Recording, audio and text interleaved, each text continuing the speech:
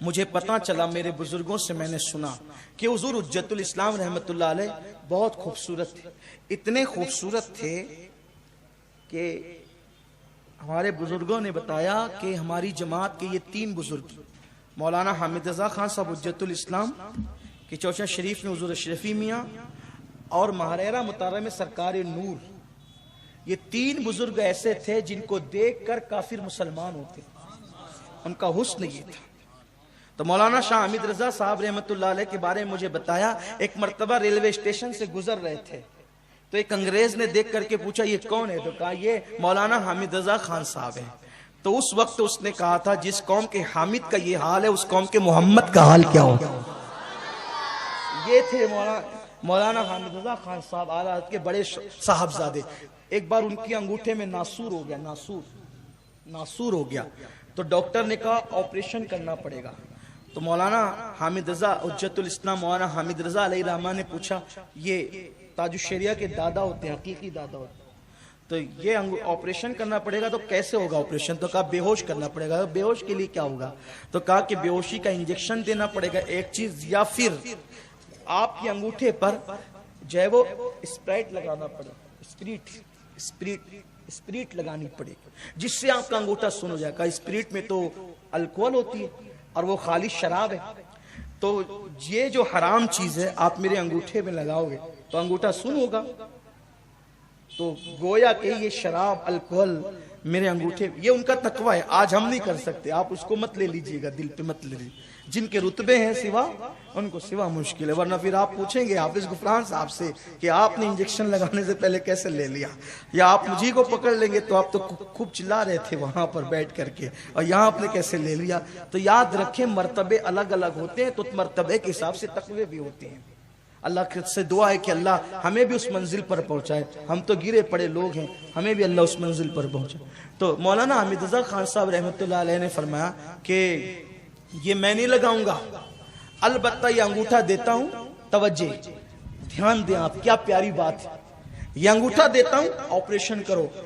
کہا مولانا ایسے آپریشن نہیں ہوتے، سن کرنا پڑتا ہے۔ کہا آپ کریں، ذمہ دار میں ہوں۔ جب یہ بات کہی تو چہرہ دیکھ کر آخر وہ بھی سرنڈر ہو گیا، اس نے آپریشن کیا، یہ آنکھ بند کر کے بیٹھے رہے۔ آپریشن مکمل ہوا تو آنکھ کھولی، کہا ہو گیا؟ کہاں ہو گیا؟ میں حیران ہوں، میں نے کاٹا پیٹا سیا، آپ کو اس کی تکلیف نہیں ہوئی۔ اس وقت تو حجت الاسلام نے کہا تھا جو مدینے والے کے جلووں میں گم ہو اسے کاٹنے پیٹنے کا جو ہے وہ درد کیسے ہو سکتا ہے؟ اس لیے کہ حسن یوسف سامنے ہو تو عورتوں کو انگلیاں کٹنے کا اثر نہیں ہوتا، جس کی نگاہوں میں تصور یار ہو پھر اس کو کاٹنے پیٹنے کا اثر کیسے ہوگا؟ یہ عشق اس طرح منتقل ہوا۔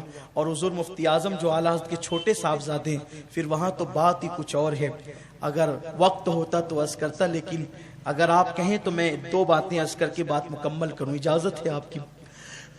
حضور مفتی اعظم جو نانا تھے تاج الشریعہ کے، وہ بہت بڑے بزرگ ہماری جماعت کے گزرے ہیں، ان کا کہنا یہ تھا کہ جب بھی میں اپنے کمرے میں اکیلا رہوں اجازت کے بغیر کوئی آیا نہ کرے۔ ممبئی میں ایک دن اکیلے کمرے میں تھے اور تعویذ والوں کی بھیڑ لگی ہوئی تھی، تعویذ تقسیم کرتے رہے اور کھانا نہیں کھایا تھا۔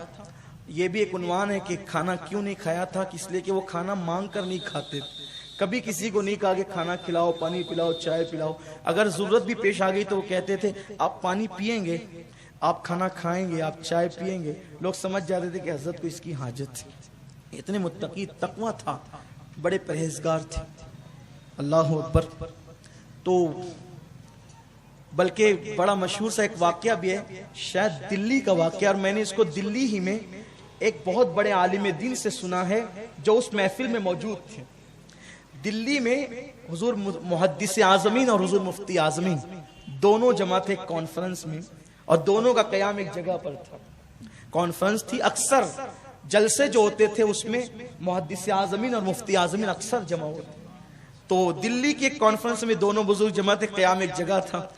ایک غیر مسلم کی دکان سے چائے منگائی گئی تو مفتی اعظم نے پوچھا چائے کہاں سے آئی ہے؟ تو کہا کہ وہ فلاں غیر مسلم کی دکان سے آئی ہے، کہا لے جاؤ، میں غیر مسلم کے یہاں کی چائے نہیں پیتا۔ وہ چائے حضور محدث اعظم کے آگے رکھی ہوئی تھی۔ حضور محدث اعظمین علیہ رحمہ کے سامنے چائے رکھی کہ آپ نے کچھ پوچھا نہیں۔ اس وقت کسی نے کہا حضرت مفتی اعظم نے چائے واپس کر دی۔ کہا کیوں واپس کی؟ کہا کہ انہوں نے کہا کہ میں غیر مسلم کے یہاں کی چائے نہیں پیتا۔ تو محدث اعظم نے کپ اٹھایا اور مسکرا کے فرمایا وہ ان کا تقوی ہے، اور منہ میں چسکی لیتے ہوئے فرمایا بڑے حسین لب و لہجے میں یہ ان کا فتویٰ ہے، وہ ان کا تقوی ہے اور یہ ان کا فتویٰ ہے۔